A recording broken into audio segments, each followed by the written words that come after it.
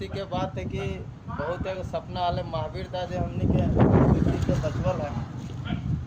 आज उमंग वाला बहुत दिन से हम सोचो ली अगर पहले भी मिलल है, मगर आज बड़ी खुशी की बात होले जो हमार मामा घर में पेट्रोल पंप के दीवार के एकर जे अपन कलाकृति के उकेर रहा है, एकर से हम बहुत मैंने खुशी है।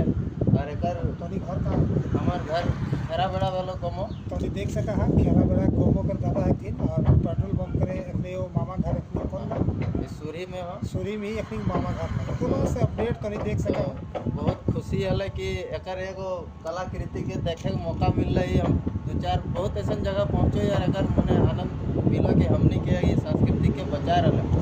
और महावीर से है कि और जैसे कहीं है एकर पूरा चारों तरफ एकर ऐसी हवे बिल्कुल कलाकृति हाँ, उस गांव पहुंचना चाहिए। तो तोनी देख सका पूरे झारखंड परिवार आवा हथिन मिला हथिन कहीं ना कहीं हमने काम के कार्यों से प्रोत्साहित करा हथिन हमने